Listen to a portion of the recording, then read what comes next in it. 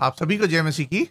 जैसा कि आप सब जानते हैं कि रोमियो की पत्री में हम अनुग्रह के विषय में अध्ययन कर रहे हैं। अब तक कई पिछले पाठों में हम अनुग्रह की प्रतिक्रिया पर ही अध्ययन कर रहे थे और ये पाठ भी प्रियो अनुग्रह की प्रतिक्रिया पर ही आधारित है और यह इस शीर्षक का चौथा भाग है और इसमें हम रोमियो की पत्री के 5वें अध्याय का अध्ययन प्रियो करेंगे। अब तक हमने जाना है कि पौलुस ने सुसमाचार के संदेश, और सुसमाचार का संदेश क्या है कि मनुष्य यीशु में अपने विश्वास के आधार पर अनंत जीवन के योग माना जाता है, ना कि व्यवस्था के पूर्ण पालन के आधार पर। यह है सुसमाचार का संदेश। अब पौलुस ने सुसमाचार के संदेश को स्थापित करने के बाद अब पौलुस 4 सवालों का जवाब देता है जो उसकी शिक्षा के आधार पर उसके पाठकों के मन में प्रिय हो सकते हैं। यानी एक तरह से पौलुस खुद से प्रश्न करता है और उनका जवाब प्रिय देता है। तो प्रश्न पहला, पौलुस का पहला अनुमानित प्रश्न था कि व्यवस्था के बारे में क्या सुसमाचार का संदेश व्यवस्था को निरस्त कर देता है? यानी कि सुसमाचार का संदेश आने के बाद व्यवस्था अब उपयोग में नहीं रही है क्या? इसके प्रश्न के उत्तर में पौलुस जवाब देता है कि विश्वास की प्रणाली से उद्धार व्यवस्था के उद्देश्य को प्रदर्शित करता है। और व्यवस्था का उद्देश्य क्या था प्रियो? व्यवस्था का उद्देश्य पाप को और पाप से उत्पन्न होने वाले दंड को प्रकट करना है। इसी कारण व्यवस्था दी गई थी।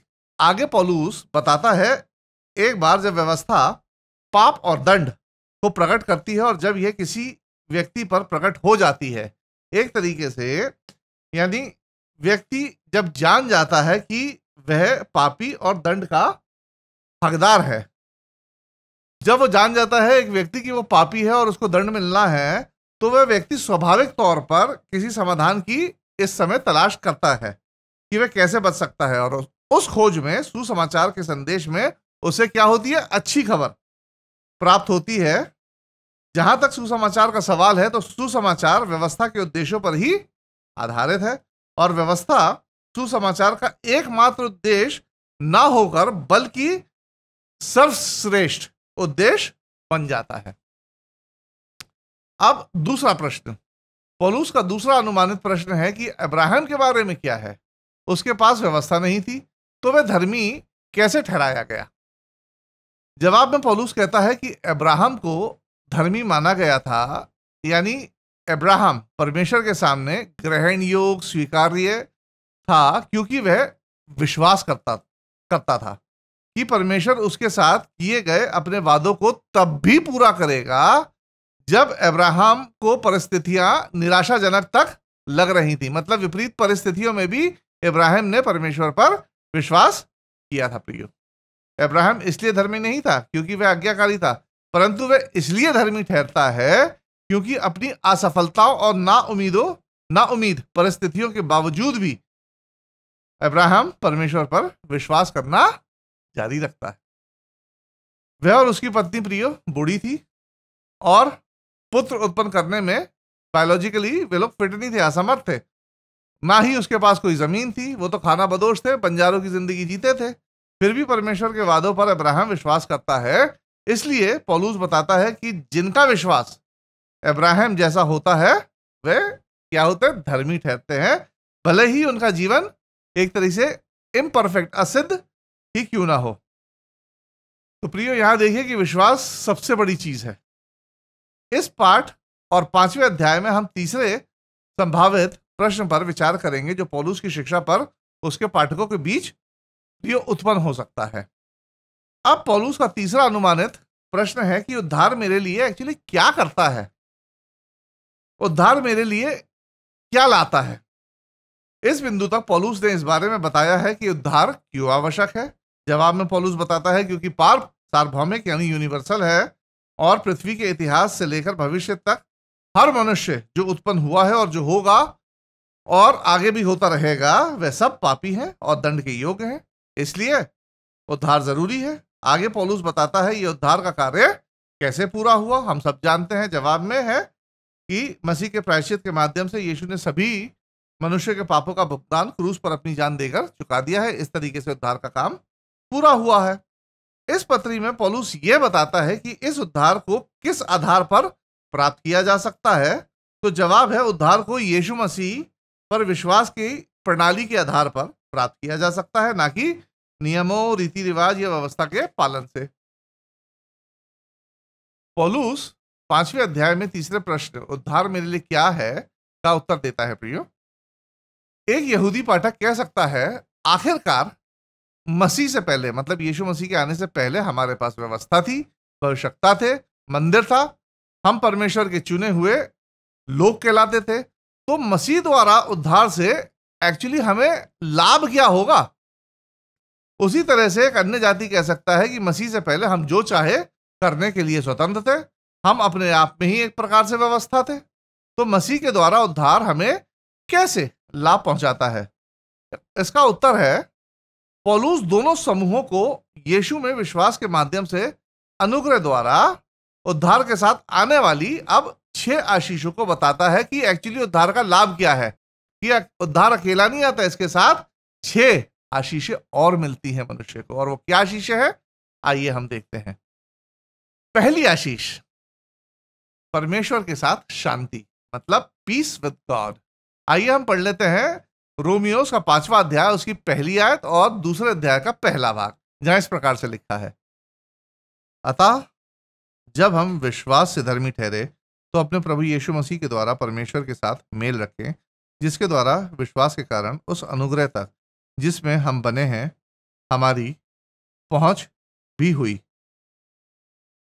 प्रिय, मसीह के माध्यम से उद्धार हमारे मनों में एक स्पष्ट विवेक, शांति, मेल, भय, अपराध बोध और शर्म से मुक्ति को उत्पन्न करता है। एक उद्धार पाया हुआ व्यक्ति बिना किसी डर के, बिना किसी अपराध बोध और बिना किसी शर्मिंदगी के परमेश्वर से क्या करता है? सीधे बात कर सकता है और उसके प्रति सहानुभूति रखता है। कुछ ऐसा जो यहूदियों के लिए एक प्रकार से प्रियो मुश्किल था, क्योंकि यहूदी जो थे परम पवित्र स्थान में नहीं जा सकते थे, परमेश्वर के साथ बातचीत नहीं कर सकते थे, लेकिन उद्धार पाया हुआ व्यक्ति परमेश्वर से सीधे बात कर सकता है। अब कुछ ऐसा जो यहूदियों के लिए मुश्किल था और अन्य जातियों के लिए तो एक प्रकार से असंभव था। तो पौलुस बताता है कि हमारे उद्धार के कारण हमें परमेश्वर के साथ क्या मिलती है? शांति मिलती है। फिर उद्धार दूसरी आशीष के रूप में क्या लेके आता है? आनंद। दूसरी आशीष हमें उद्धार से क्या मिलता है? आनंद मिलता है, जॉय। हम रोमियो 5 उसका दूसरे आयत की दूसरे भाग की चौथी आयत को यहां पढ़ेंगे, जहां इस प्रकार लिखा है, और परमेश्वर की महिमा की आशा पर घमंड करें, केवल यही नहीं वरन हम कलेशों में भी घमंड करें, यह जानकर कि कलेश से धीरज और धीरज से खरा निकलना और खरे निकलने से आशा उत्पन्न होती है। मसीह द्वारा उद्धार एक ऐसी खुशी पैदा करता है जो इस आशा पर आधारित है कि एक दिन मसीह विश्वासी दुख और मृत्यु पर विजय प्राप्त करेगा। रोजमर्रा की जिंदगी में परीक्षाएं एक मसीह चरित्र को प्रियो मजबूत बनाती हैं, उन्हें निराशा और नष्ट नहीं करती हैं। इस जीवन में प्रियो यदि आप देखें तो हर कोई किसी ना किसी पीड़ा, परीक्षा और असफलताओं से गुजरता है। कुछ लोग ज्यादा तरीके से गुजरते हैं, कुछ कम, परंतु गुजरते जरूर हैं। एक मसीह जन परीक्षाओं को हमेशा एक अनंत के दृष्टिकोण से प्रियो देखता है। एक अविश्वासी के लिए जो पीड़ा निराशाजनक लगती है, एक अविश्वासी को एक पीड़ा जो उसके पीड़ा होती है वो निराशाजनक लगती है, वहीं एक विश्वासी के लिए जिसके पास अनंत जीवन का वादा है, उस विश्वासी के लिए केवल ये एक अस्थायी उलटफेर जैसा रहता है। मतलब उसके लिए पीड़ा क्या है? एक टेम्पररी तौर पर, एक टेम्पररी रिवर्सल है। उदाहरण के तौर पर, यदि आप किसी प्रकार से पीड़ित हैं, जैसे बीमारी, और आपके पास केवल यही एक जीवन है, तो आपको आपकी पीड़ा आपका धरती पर कीमती और छोटा समय बर्बाद करती हुई लगेगी। उदाहरण के तौर पर मैं बताता हूं, जैसे आपने माना कि मैं 70 साल जीऊंगा और आप 4 साल प्रियो क्या रहे? बीमार रहे, तो आपको लगेगा कि इन 70 सालों में 4 साल मेरी बीमारी में बर्बाद हो गए। परंतु यदि आप अनंत काल तक जीने वाले हैं तो आपको आपकी पीड़ा के लिए एक आपके पास एक अलग ही दृष्टिकोण होगा प्रियो। आपका दृष्टिकोण आनंद में होगा। कि यह बीमारी मेरे लिए अस्थायी है, क्योंकि इस जीवन के बाद आपके पास क्या है? अनंत जीवन की आशा है। देखा जाए तो इस तरह का अनुभव एक विश्वासी में धीरज और दृढ़ता को उत्पन्न करता है। ये एक आजमाया हुआ अनुभव है प्रियो विश्वासियों का, और ये आजमाया हुआ अनुभव एक विश्वासी की आशा को दृढ़ और मजबूत करता है प्रियो। और आजमाए हुए अनुभव का अर्थ है कि एक विश्वासी बार बार अपने जीवन में देखता है कि कैसे परमेश्वर उन्हें विभिन्न कठिनाइयों के माध्यम से और इन कठिनाइयों में सहारा देकर उनके विश्वास और आशा को कैसे परमेश्वर दृढ़ करता है, जिससे वे अंत तक विश्वास योग बने रहते हैं। जीवन का प्रियो ये आशावादी दृष्टिकोण केवल यीशु में विश्वास करने वाले वफादार लोगों के लिए ही संभव हो पाता है, अविश्वासियों के लिए नहीं। तो प्रियो, सच्चा आनंद वह नहीं जो सांसारिक संसाधनों से, दौलत आदि से प्राप्त होता है, परंतु सच्चा आनंद वह है जो हमें मसीह के सुसमाचार के माध्यम से मिलता है। अब उद्धार के साथ जो तीसरी आशीष हमें मिलती है वो है प्रेम, लव। हम रोमियो 5 और उसकी 5वीं आयत को पढ़ेंगे प्रियो। और आशा से लज्जा नहीं होती, क्योंकि पवित्र आत्मा जो हमें दिया गया है उसके द्वारा परमेश्वर का प्रेम हमारे मनों में डाला गया है। उद्धार पाने के बाद एकदम से अचानक कोई भी व्यक्ति अधिक प्रेमपूर्ण और दयालु नहीं हो जाता है। यह गुण मतलब कौन सा गुण? प्रेम वाला। अभ्यास यानी प्रैक्टिस और मैच्योरिटी से, परिपक्वता के साथ आता है। बचाए जाने के उपरांत उद्धार पाने के उपरांत विश्वासी को यह एहसास होता है कि परमेश्वर उनसे प्रेम करता है। कई विश्वासियों को तो यह बात जानने में प्रियो कि परमेश्वर आप उनसे प्रेम करता है बहुत समय लग जाता है, और लगभग पूरा जीवन तक लग जाता है। जो लोग धर्मी ठहराए जाते हैं वे पवित्र आत्मा के निवास के माध्यम से परमेश्वर के प्रेम के प्रति सचेत हो जाते हैं, क्योंकि पवित्र आत्मा एक विश्वासी को दिया जाता है उनके अंदर निवास के लिए, indwelling of the Holi spirit, जो उनमें विभिन्न तरीकों से कार्य करता है। उदाहरण के तौर पर मैं आपको बताता हूं, पवित्र आत्मा उन्हें, एक विश्वासी को, एक मजबूत प्रार्थना का जीवन देता है, रोमियो 8:26। फिर परीक्षा के समय पवित्र आत्मा एक विश्वासी को सांत्वना देता है। एक विश्वासी के लिए परीक्षा के समय सांत्वना, आत्म संयम, धैर्य, स्थिति को स्वीकार करना या जिसे टाला ना जा सके जैसे अनुभव होते हैं, परिस्थितियों के आगे घुटने टेक देना होता है। ये कैसी स्थितियां होती हैं कि घुटने टेक देना? किसके आगे? विषम परिस्थितियों के आगे। उदाहरण के तौर पर मैं आपको बताता हूं, कई मनोवैज्ञानिक इस बात को कहते हैं कि किसी भी चीज का अंतिम लक्ष्य एक्चुअली क्या होता है। किसी भी चीज का, किसी भी परिस्थिति का अंतिम लक्ष्य उसे स्वीकार कर लेना होता है। जैसे एक विधवा के आगे नई परिस्थितियां उत्पन्न होती हैं जब उसका पति मर जाता है। उन परिस्थितियों में वो महिला शायद क्रोध और कई ऐसी अवस्थाओं आदि से गुजरती है, और आखिरकार उसे ना टलने वाली स्थिति को स्वीकार करना ही पड़ता है। अंत क्या हुआ? अंतिम लक्ष्य क्या हुआ? कि जो परिस्थिति है उसे स्वीकार करना ही पड़ता है, और वो विधवा स्वीकार कर लेती कि अब मैं विधवा हूं, मुझे इस चीज को स्वीकार करना है। अब उसके आगे एक नया जीवन है जो बेहतर और बदतर भी हो सकता है, उसे वह जीवन स्वीकार करना ही पड़ता है, यानी अंतिम लक्ष्य को स्वीकार करना। परंतु यदि आप एक विश्वासी है, उद्धार पाए हुए हैं, तो आप अंतिम लक्ष्य की स्वीकृति से भी आगे बढ़ सकते हैं। मतलब अंतिम लक्ष्य तो है ही स्वीकार करना, लेकिन एक विश्वासी उससे भी आगे बढ़ सकता है, जो है शांति को प्राप्त करना। आप परमेश्वर के साथ और दूसरों के साथ शांति बनाए रखने में सक्षम होते हैं। परिस्थितियों को स्वीकार तो करते हैं, लेकिन एक शांति जो होती है विश्वासी के मन में, वो एक अद्भुत शांति उसके पास होती है। आप परमेश्वर और दूसरों के साथ शांति बनाए रखने में सक्षम होते हैं, क्योंकि आप जो दुख झेलते हैं उसमें शांति आपको किसी मनोवैज्ञानिक प्रक्रिया के माध्यम से नहीं मिलती है, परंतु परमेश्वर की आत्मा यानी पवित्र आत्मा के माध्यम से हम उस शांति को प्राप्त करते हैं जो हमारी समझ से परे होती है। इसलिए ईसाइयों के लिए यह एक सचेत सांत्वना और मसीह में एक सचेत आशा है जो हमारे भीतर पवित्र आत्मा की उपस्थिति से उत्पन्न होती है। हमारे पास प्रेरणा और इच्छा होती है कि हम दूसरों से प्रेम करें और अच्छे भले काम करें, और ये सब पवित्र आत्मा के द्वारा हमारे मनों में डाला जाता है, प्रेरित किया जाता है। अक्सर जो हमसे अच्छा व्यवहार नहीं करते, तो ऐसे में क्या होता है, ऐसे में हमारे शरीर की प्रतिक्रिया क्या होती है, बदला लेना, रिवेंज लेना। परंतु जो प्रक्रिया बुरे व्यवहार के प्रति चुप रहने के लिए, सहने के लिए, क्रोध में पलटवार ना करने के लिए, क्षमा करने के लिए तथा ऐसे व्यक्ति के लिए प्रार्थना करने के लिए उकसाती है, वे क्या है, ये हमारी देह की प्रतिक्रिया नहीं होती है, परंतु हमारे अंदर बसी हुई पवित्र आत्मा की प्रतिक्रिया होती है प्रियो। शरीर हमेशा हमें संसारिक व्यवहार की तरफ ढकेलता है, परंतु आत्मा हमें नियंत्रित करती है, कंट्रोल में करती है। यहूदियों को पवित्र आत्मा का प्रिय ज्ञान था, क्योंकि कई बार पुराने नियम में पवित्र आत्मा सशक्तिकरण यानी इंपावरमेंट के लिए चुनिंदा लोगों को किसी विशेष कार्य के लिए दिया जाता था। उदाहरण के तौर पर शमशून, कैसे उसमें जब पवित्र आत्मा आता था तो वो कैसे कैसे पूरी सेनाओं तक को हरा देता था, पराजित कर देता था। परंतु योएल के दूसरे अध्याय के अनुसार भविष्य में पवित्र आत्मा सभी के लिए उपलब्ध होना था मसीह के प्रथम आगमन पर।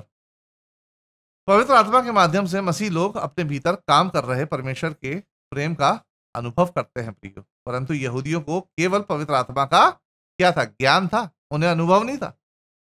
उन्हें व्यक्तिगत अनुभव नहीं था यहूदियों को, और अन्य जातियों को तो पवित्र आत्मा का ना तो ज्ञान था ना अनुभव था, क्योंकि वे मूर्ति पूजा, अंधविश्वास और बेकार की रीति रिवाजों में फंसे थे और फंसे हैं। अब चौथी आशीष के रूप में हमें क्या मिलता है, आश्वासन, अश्योरेंस, सुरक्षा। मसीह की मृत्यु हमारे सभी पापों का भुगतान करती है। इसके अलावा भी मसीह का पुनरुत्थान और उसकी निरंतर उपस्थिति हमें आश्वस्त करती है कि हम बचाए गए हैं और बचाए जाते रहेंगे।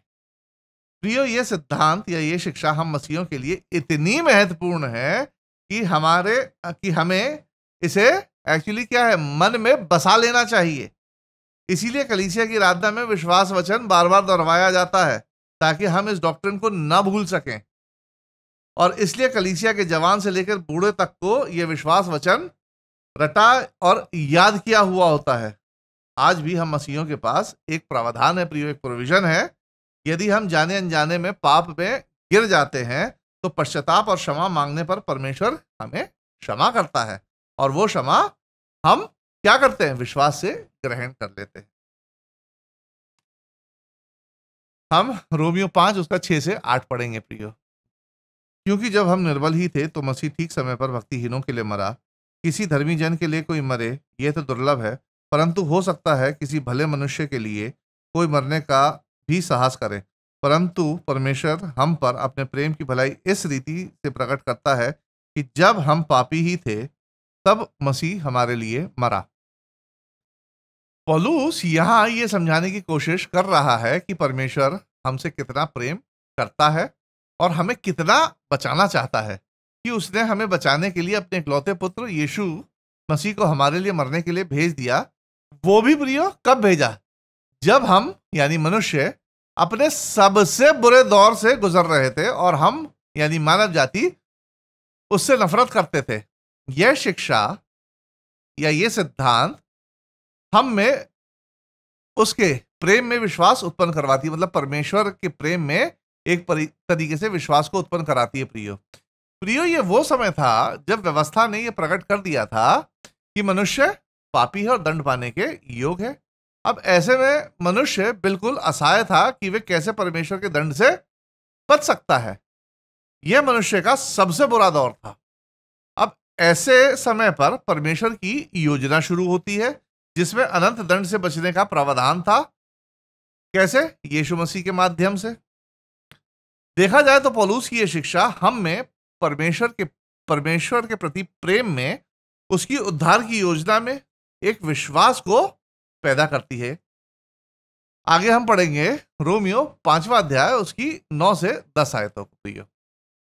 अतः जबकि हम अब उसके लहू के कारण धर्मी ठहरे तो उसके द्वारा परमेश्वर के क्रोध से क्यों ना बचेंगे, क्योंकि बैरी होने की दशा में उसके पुत्र की मृत्यु के द्वारा हमारा मेल परमेश्वर के साथ हुआ तो फिर मेल हो जाने पर उसके जीवन ही के कारण हम उद्धार क्यों ना पाएंगे।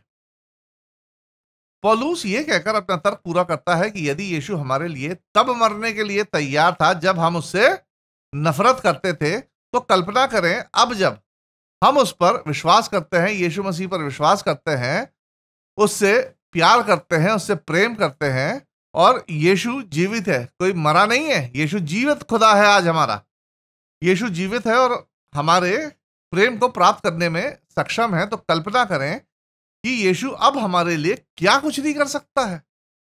इसलिए हमारे पास आश्वासन है और इस बात का ज्ञान है कि हमारा उद्धारकर्ता जीवित है और इस बात में सक्रिय है कि हम बचाए जाएं।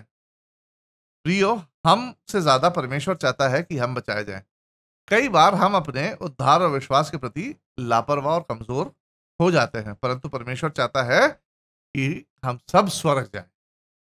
यह हमारे लिए परमेश्वर का प्रेम, आशा और एक प्रकार से परमेश्वर की सुरक्षा है। परंतु सुसमाचार पर हमें क्या करना होगा? यह हमें ऐसे नहीं मिल जाती, इसकी एक कंडीशन है, हमें सुसमाचार पर विश्वास करना होगा। हमें चुनना होगा कि हम सुसमाचार पर विश्वास करें या ना करें। फिर आती है पांचवी आशा, मेल मिलाप, रिकंसिलिएशन।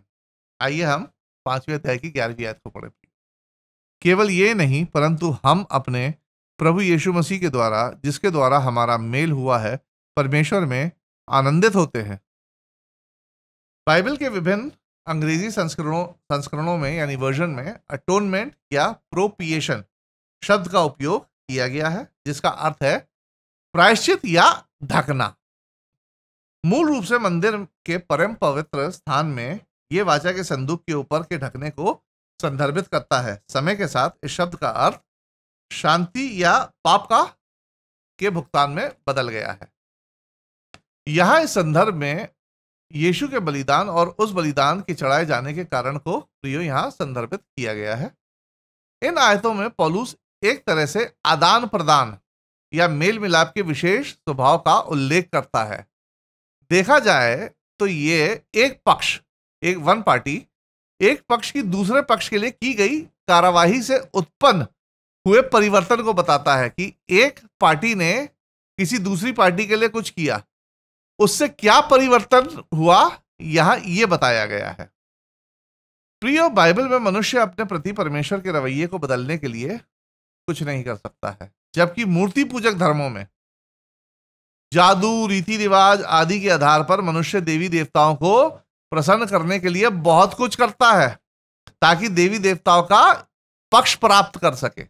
इसलिए मनुष्य देवताओं के पक्ष को हासिल करने के लिए बलिदान, त्याग, यज्ञ आदि जैसी चीजें करता फिरता है ताकि देवी देवता उनके साथ उचित व्यवहार कर सके और मनुष्य की स्थिति में बदलाव कर सकें। कैसा बदलाव? उनको संपन्नता में लेके आ सके, संपन्न स्थिति में मनुष्य आ सके। परंतु बाइबल में परमेश्वर ही है जो मनुष्य की स्थिति को बदलने के लिए कुछ करता है। मनुष्य नहीं करता, परमेश्वर ही मनुष्य की स्थिति को बदलने के लिए कुछ करता है। बाइबल में परमेश्वर ने खोए हुए मनुष्य के साथ अपने रिश्तों को बदल दिया है। कैसे? अब वो न्यायाधीश से उद्धारकर्ता बन गया है और मनुष्य के पापों को मिटाने के लिए, पाप का भुगतान करने के लिए यीशु को परमेश्वर भेजता है। परमेश्वर की इस कार्यवाही ने एक दोषी, पापी, दंड के योग्य मनुष्य को अब क्या कर दिया? यहां क्या परिवर्तन हुआ? उसको धर्मी संत में बदल दिया। और यह परिवर्तन यानी यह मेल मिलाप दोनों पक्षों के लिए एक आनंद का निरंतर स्रोत हो जाता है। कैसे? मनुष्य के लिए इस लिहाज से क्योंकि वह अनंत मृत्यु से क्या प्राप्त कर लेता है? वो अनंत मृत्यु के काबिल था मनुष्य, अनंत मृत्यु से अनंत जीवन को हासिल कर लेता है।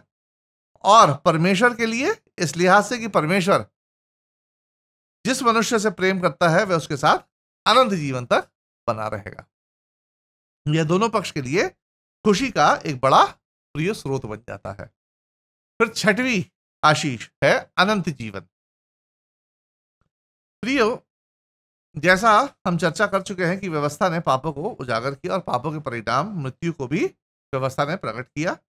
व्यवस्था में यहूदी बलिदान प्रणाली मनुष्यों के पापों की व्याख्या और इस बात को याद दिलाने के लिए बनाई गई थी कि पापों का दंड एक्चुअली क्या है? पापों का दंड मृत्यु है। और इस सच्चाई को उजागर करने के लिए सदियों से लाखों करोड़ों जानवरों की बलि दे दी गई थी। प्रियो, यहूदियों ने कितने लाखों करोड़ों जानवरों की बलि दे दी। पाप मृत्यु का कारण बना, परंतु सुसमाचार जीवन का कारण बना। कैसे? परमेश्वर उन लोगों को जीवन प्रदान करता है जो सुसमाचार पर विश्वास के साथ अपनी प्रतिक्रिया जाहिर करते हैं। इसलिए कुछ आयतों में पौलुस मृत्यु और जीवन की परम वास्तविकताओं पर प्रकाश डालता है। कैसे प्रकाश डालता है? मूसा को लेकर नहीं। मूसा क्या था? जो व्यवस्था का माध्यम था। मूसा को लेकर नहीं, जिसने पाप और मृत्यु को उजागर किया था, बल्कि पौलुस अपने विचार को प्रकट करने के लिए किसका उपयोग करता है? आदम का उपयोग करता है प्रियो। और जीवन की दो वास्तविकताओं को, और वो दो वास्तविकता क्या है? मृत्यु और जीवन, दो वास्तविकताओं पर प्रकाश डालता है। क्योंकि आदम ही वो माध्यम था जिसके कारण पाप और पाप के परिणाम स्वरूप मृत्यु मूल रूप से दुनिया में आई थी। जब मूसा ने व्यवस्था दी थी तब पाप पहले से ही दुनिया में था। इसलिए अनंत जीवन के लाभ को समझने से पहले पौलुस पाप के स्रोत और उसके विनाशकारी परिणाम मृत्यु को समझाता है प्रियो। अब मेरी बात ध्यान से सुनिएगा। आइए हम पढ़ लेते हैं 5वें अध्याय की 12 से 14 आयतों को। इसलिए जैसा एक मनुष्य के द्वारा पाप जगत में आया और पाप के द्वारा मृत्यु आई, और इसी रीति से मृत्यु सब मनुष्यों में फैल गई, क्योंकि सब ने पाप किया। व्यवस्था के दिए जाने तक पाप जगत में तो था, परंतु जहां व्यवस्था नहीं वहां पाप गिना नहीं जाता। तो अभी आदम से लेकर मूसा तक मृत्यु ने उन लोगों पर भी राज्य किया जिन्होंने उस आदम जो उस आने वाले का चिन्ह है के अपराध के समान पाप न किया। पौलुस अपने पाठकों को याद दिलाता है कि आदम के माध्यम से पाप मानवता में आया और पाप के माध्यम से हम सब जानते हैं मृत्यु आई, जो सभी मनुष्यों में फैल गई। क्योंकि सभी मनुष्य पाप के शिकार होते हैं, इसलिए नहीं कि मनुष्य पापी या दोषी पैदा होता है ना, बल्कि इसलिए कि पहले मनुष्य यानी आदम की तरह हर मनुष्य ने भी आज्ञा उल्लंघन के माध्यम से किसी ना किसी तरीके से पाप किया है। पौलुस कल्पना के अनुसार बताता है कि आप कानूनी रूप से किसी पर अपराध करने का आरोप नहीं लगा सकते हैं यदि वह किसी भी प्रकार का कोई कानून ना बना हो। उदाहरण के तौर पर पुलिस आपको रोककर आप पर 500 रुपए का दंड नहीं लगा सकती है प्रियो, जब आप गाड़ी चलाते समय सीटी बजा रहे हो। यदि पुलिस ऐसा करती है तो आप सीधे उससे पूछ सकते हो कि भैया किस प्रकार से आप हम ये चालान काट रहे हो। इसके लिए कोई कानून नहीं बना, ऐसा कोई कानून नहीं है कि गाड़ी चलाते हुए सीटी नहीं बजा सकते, तो मैं दंड क्यों भरूं। मुझे लगता है कि शायद अब आपको यह अवधारणा समझ में आ गई होगी कि जहां कोई कानून नहीं है वहां उसका दंड भी नहीं है। इसी प्रकार पौलुस ये बताना चाह रहा है कि सैद्धांतिक रूप से आप किसी पर तब तक कोई अपराध का आरोप नहीं लगा सकते हैं जब तक कि उस अपराध को रोकने वाला कोई कानून प्रकट ना हुआ हो। यहां पौलुस दो अन्य अवलोकन की चर्चा करता है कि, अब सुनिएगा ध्यान से, आदम और मूसा के बीच के समय में कोई प्रकट व्यवस्था नहीं थी। मतलब आदम से लेकर मूसा के बीच में कोई भी प्रकट व्यवस्था नहीं थी। मूसा को व्यवस्था दी गई थी, लेकिन इस बीच आदम से मूसा के बीच में कोई व्यवस्था या कोई कानून नहीं था परमेश्वर का, फिर भी लोग मरते थे। पौलुस का निष्कर्ष यह है कि भले ही उस समय, मतलब आदम और मूसा के बीच के समय की बात कर रहा हूं, उस समय के दौरान व्यवस्था या कानून मनुष्यों के आगे प्रकट नहीं हुई थी, परंतु फिर भी परमेश्वर की व्यवस्था या परमेश्वर का कानून का सिद्धांत तब भी लागू थे। यानी व्यवस्था प्रकट नहीं की गई थी, लेकिन व्यवस्था के जो सिद्धांत थे वो उस समय भी लागू थे। पाप और मृत्यु के कानून का मुख्य सिद्धांत क्या है प्रियो? बेसिक प्रिंसिपल क्या है? जो एक मुख्य आत्मिक कानून है वह यह है कि यदि कोई पाप करता है, ये बेसिक प्रिंसिपल है कि यदि कोई पाप करता है तो वह निश्चित मरेगा। और आदम और मूसा के बीच का जो समय था उस समय भी लोग मर रहे थे, परंतु व्यवस्था तो नहीं थी। उदाहरण के साथ मैं इसे समझाने की कोशिश करता हूं। यह विचार गुरुत्वाकर्षण के नियमों के साथ हमारे अनुभव जैसा है। मतलब ग्रेविटी का जो नियम है उसको जब आप समझेंगे तब आप इस उदाहरण को समझ जाएंगे। प्रियो, ग्रेविटी का नियम न्यूटन ने 1678 में समझाया था, परंतु 1678 से पहले भी ग्रेविटी का अनुभव लोग बाग करते थे। उन्हें यह मालूम था कि यदि सेब ऊपर से फेंका जाएगा तो वो नीचे ही गिरेगा। वैज्ञानिक रूप से समझाए जाने से बहुत पहले भी लोग बाग ग्रेविटी के नियमों के अधीन में थे। इसी तरह पौलुस कहता है कि लोग उस समय भी, यानी आदम से मूसा के बीच के समय, परमेश्वर के कानून के अधीन थे और मूसा द्वारा कानून या व्यवस्था स्पष्ट रूप से व्यक्त और दर्ज किए जाने के बहुत पहले से ही लोग इससे प्रभावित थे। आदम इसका उदाहरण था प्रियो, और वे लोग भी जिन्होंने भले ही आदम जितने गंभीर पाप नहीं किए, फिर भी वे परमेश्वर के कानून के अधीन थे और परमेश्वर के नियमों को तोड़ने का परिणाम उन्हें भुगतना पड़ा, यानी लोग मरे। परमेश्वर का आत्मिक नियम है, यदि कोई परमेश्वर की आज्ञा का उल्लंघन करेगा तो वह मारा जाएगा, और लोग मरे। प्रियो, आदम का पाप उसके बाद में पाप करने वालों से ज्यादा बड़ा था। मतलब आदम ने जो पाप किया और उसके बाद जो लोगों ने पाप किया, तो आदम का पाप ज्यादा बड़ा था। उसके बाद जो पाप लोगों ने किए वो कम बड़े थे। कैसे, मैं समझाता हूं। प्रियो, आदम में हमारे जैसे शरीर की कोई जुड़ी हुई कमजोरी नहीं थी। आदम को रचा गया था। हम लोग सब पैदा हुए हैं, आदम को रचा गया था और उसको एक विशेष अधिकार था। आदम के पास परमेश्वर का गहन और अंतरंग ज्ञान था, फिर भी उसने पाप किया। आदम के पास बहुत बड़ा विशेष अधिकार और अवसर था, परंतु फिर भी उसने पाप किया। प्रियो, उसे सृष्टि के ऊपर प्रधान परमेश्वर ने ठहराया था। वो परमेश्वर से डायरेक्ट बात करता था, परमेश्वर के साथ चलता फिरता था, परंतु फिर भी उसने पाप किया। इस प्रकार उसके महान पाप ने उसे मृत्यु दी, और उन लोगों को भी मृत्यु दी जिनके पाप आदम की तुलना में कम थे। मतलब आदम को तो मृत्यु मिली, लेकिन साथ में उन लोगों को भी मृत्यु मिली जिन्होंने आदम से कम पाप किया था। उदाहरण के तौर पर बताता हूं मैं आपको। आदम ने खुद को बम से उड़ा लिया और बाद के लोगों ने स्वयं को गोली मार ली। मतलब आदम का पाप इतना बड़ा था कि उसने अपने आप को बम से उड़ा लिया। प्रियो, यदि कोई बम से अपने आप को उड़ा ले तो उसके चिथड़े उड़ जाते हैं, बहुत खतरनाक मौत होती है। और यदि कोई अपने आप को एक जरा सी यहां गोली मार ले तो मर जाता है। दोनों में परिणाम क्या होता है? मरेगा ही ना आदमी। लेकिन ज्यादा कठोर मृत्यु कौन मरा? जो बम से उड़ा है। आगे इसी अध्याय में पौलुस यह भी बताता है कि आदम अपने पाप्य स्वभाव में भी मसीह का एक प्रकार से पूर्वावलोकन था। आदम एक प्रकार से मसीह का पूर्वावलोकन था। कैसे? आदम मूल रूप में था, यह कोई पौराणिक कथा नहीं है। आदम एक वास्तव में एक व्यक्ति था जो रचा गया था। ये कोई अन्य जो देवी देवताओं की पौराणिक कथाएं होती है, कोई पौराणिक कथा नहीं है, ये वास्तविक है। Adam was a real person जो रचा गया था, और यीशु अपने आप में इकलौता था। यूहन्ना 3:16। आदम विशेष था क्योंकि उसे परमेश्वर ने पहले मनुष्य के रूप में रचा था। आदम के बाद जितने भी मनुष्य हुए वो रचे नहीं गए, वो पैदा हुए। इसी प्रकार यीशु मसीह भी विशेष था, परमेश्वर का इकलौता पुत्र था। आदम मानव जाति का मुख्य था, मतलब पहला मनुष्य था वो, और यीशु पुनः जीवित लोगों में सबसे पहला है। आदम पाप और मृत्यु का माध्यम था, जिसके द्वारा पाप और मृत्यु आई, और यीशु जीवन और क्षमा का माध्यम है। यीशु के द्वारा क्या हुआ? जीवन और क्षमा आई।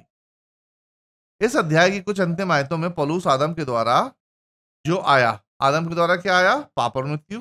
उसकी तुलना मूसा से करता है, और मूसा के द्वारा क्या आया? व्यवस्था और दंड। और इसकी तुलना पौलुस करता है मसीह से, और मसीह के द्वारा क्या आया? क्षमा और अनंत जीवन से करता है। हम रोमियो 5 और उसका 15वीं आयत को पढ़ेंगे। पर जैसी अपराध की दशा है वैसी अनुग्रह के वरदान की नहीं, क्योंकि जब एक मनुष्य के अपराध से बहुत लोग मरे, तो परमेश्वर का अनुग्रह और उसका जो दान एक मनुष्य के अर्थात यीशु मसीह के अनुग्रह से हुआ, बहुत से लोगों पर अवश्य ही अधिकाई से हुआ। आदम के जरिए जो पाप आया वह प्रियो बहुत बड़ा था, परंतु उन पापों के लिए क्षमा लाने वाला अनुग्रह उससे भी बड़ा था। प्रियो, हमारे पाप चाहे कितने भी बड़े हों, चाहे कैसे भी हों, वचन बताता है कि किसी भी रंग के हो, कैसे भी हों, परंतु वो हिम के नाई सफेद हो जाते हैं। परमेश्वर का अनुग्रह उन्हें ढांप देता है। परमेश्वर का अनुग्रह हमेशा हमारे पापों से बड़ा और व्यापक होता है, बिगर और वाइडर होता है। प्रियो, हम 16वीं आयत को पढ़ेंगे। जैसे एक मनुष्य के पाप करने का फल हुआ, वैसे ही दान की दशा नहीं, क्योंकि एक ही के कारण दंड की आज्ञा का फैसला हुआ, परंतु बहुत से अपराधों के कारण ऐसा वरदान उत्पन्न हुआ कि लोग धर्मी ठहरे। पाप का परिणाम दंड है, परंतु यीशु क्षमा लाता है। प्रियो, यीशु मसीह जो लाता है वे ना केवल सामर्थ में अधिक है, शक्ति और सामर्थ्य में अधिक है, बल्कि गुणवत्ता में, क्वालिटी में भी बेहतर है। यीशु मसीह धार्मिकता लाता है जिसके द्वारा हम धर्मी ठहरते हैं, और वे सारी चीजें मुफ्त में हमें मिलती हैं, जिसकी चर्चा हम कर चुके हैं 6 आशीषों के रूप में, शांति, आनंद, अनंत जीवन आदि। प्रियो, पाप केवल क्या लेके आता है? अपराध बोध, भय और मृत्यु लाता है, परंतु उद्धार के साथ हमें कई और आशीषें भी मिलती हैं। इसलिए पौलुस बताता है कि मसीह जो लाता है उसका अनुभव उससे बेहतर होता है जो व्यवस्था लाती है। व्यवस्था मनुष्यों को यह ज्ञान देती है कि तुम पापी हो और दंड के हकदार हो। हम 17वीं आयत को पढ़ेंगे। प्रियो, क्योंकि जब एक मनुष्य के अपराध के कारण मृत्यु ने उस एक ही के द्वारा राज्य किया, तो जो लोग अनुग्रह और धर्मी रूप वरदान बहुतायत से पाते हैं, वे एक मनुष्य के अर्थात यीशु मसीह के द्वारा अवश्य ही अनंत जीवन में राज करेंगे। जैसा हम इस पाठ में देखते आए हैं कि पाप मृत्यु लाता है, परंतु मसीह मृत्यु पर प्रभुता लाता है, जो क्या है? अनंत जीवन है। इस बारे में पौलुस ने अपनी एक अन्य पत्री 2 तीमुथियुस उसके दूसरे अध्याय में भी समझाया है। आगे हम इसको देखेंगे।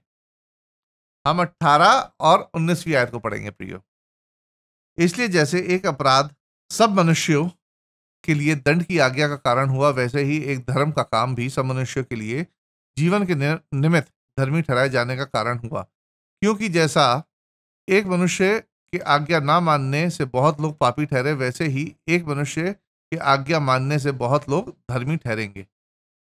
यहां पौलुस निष्कर्ष देता है कि आदम और पाप बराबर दंड और मृत्यु है, परंतु मसीह और उसके प्रायश्चित बराबर धार्मिकता और अनंत जीवन है। एक तरीके से आदम इज इक्वल टू पाप, पाप इज इक्वल टू दंड, और दंड इज इक्वल टू मृत्यु, और फिर मसीह इज इक्वल टू प्रायश्चित, प्रायश्चित इज इक्वल टू धार्मिकता, और धार्मिकता इज इक्वल टू अनंत जीवन। हम 5वें अध्याय की 20वीं आयत पढ़ेंगे और उसका हम पहला भाग पढ़ेंगे। व्यवस्था बीच में आ गई कि अपराध बहुत हो। पौलुस यहां प्राथमिक टिप्पणी यानी एक पैरेंथेटिकल स्टेटमेंट देता है। पौलुस इस बात को दोहराता है कि व्यवस्था मूल रूप से क्यों दी गई थी? पाप और मृत्यु को खत्म करने के लिए नहीं, बल्कि इसे स्पष्ट रूप से प्रकट करने और दंड देने के लिए एक्चुअली व्यवस्था दी गई थी। व्यवस्था बिना किसी शक के यह दिखाने के लिए दी गई थी कि हम पाप के दोषी हैं। प्रियो, व्यवस्था देखा जाए तो एक मैग्नीफाइंग ग्लास, आप सब जानते हैं, जिससे चीजें बड़ी दिखती हैं। मैग्नीफाइंग ग्लास एक विशाल लेंस की तरह हमारे पापों को उजागर करता है। कई लोग अपने पापों को सही ठहराते हैं, उन्हें छिपाते हैं, परंतु पौलुस कहता है ऐसा आप नहीं कर सकते। कोई भी मनुष्य अपने पापों को नहीं छिपा सकता है। व्यवस्था का काम उन्हें उजागर करना है, इसलिए व्यवस्था को अपना काम करने दो। हम 20 और 21वीं आयत को पढ़ेंगे। प्रियो, परंतु जहां पाप बहुत हुआ, वहां अनुग्रह उससे भी कहीं अधिक हुआ, कि जैसा पाप से मृत्यु फैलते हुए राज्य किया, वैसे ही हमारे प्रभु यीशु मसीह के द्वारा अनुग्रह भी अनंत जीवन के लिए धर्मी ठहराते हुए राज्य करे। पाप और मृत्यु को उजागर करने के अलावा व्यवस्था ने परमेश्वर के अनुग्रह की सामर्थ को भी एक प्रकार से उजागर किया है। साथ ही मसीह की शक्ति और उसके व्यक्तित्व को भी व्यवस्था ने प्रकट किया है।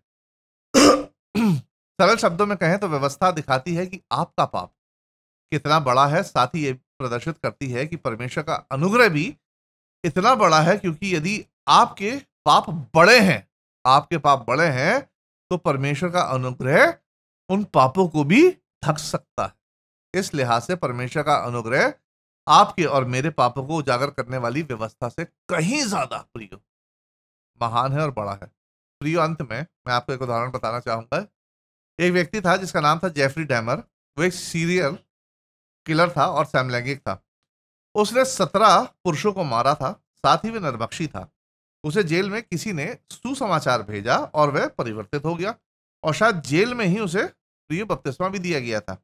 बपतिस्मे के कुछ ही दिन बाद जेल में उसकी हत्या कर दी गई। अन्य कैदियों ने उसकी हत्या कर दी थी। इस कहानी को बताने का मेरा अर्थ ये है कि परमेश्वर जब ऐसे लोगों के पापों को क्षमा कर सकता है, तो वह मुझे और आपको क्यों क्षमा नहीं करेगा प्रियो? जेफरी डैमर को क्षमा के बारे में कैसे पता चला प्रियो? कैसे मालूम चला होगा? उसी धर्मशास्त्र से, उसी बाइबल से जो मेरे और आपके पास है। जेफरी डैमर को भी उसी बाइबल से क्षमा के बारे में मालूम चला जो मेरे और आपके पास है प्रियो। पौलुस घोषणा करता है कि मानव जाति विश्वास से बचाई जाती है। साथ ही पौलुस उन अद्भुत आशीषों की सूची देता है जो उद्धार के साथ मनुष्य को मुफ्त में प्राप्त होती है, जिसकी चर्चा हम कर चुके हैं। पौलुस इस तथ्य पर भी जोर देता है कि ये सब केवल यीशु में विश्वास के माध्यम से ही प्राप्त होता है प्रिय। तो प्रियो, हमारा ये पाठ यहीं समाप्त होता है। परमेश्वर ने चाहा तो अगले पाठ के साथ आपके सामने फिर जल्दी ही हाजिर होऊंगा। तब तक मुझे राजीव लैम्बर्ट की तरफ से आप सभी लोगों को जय मसीह।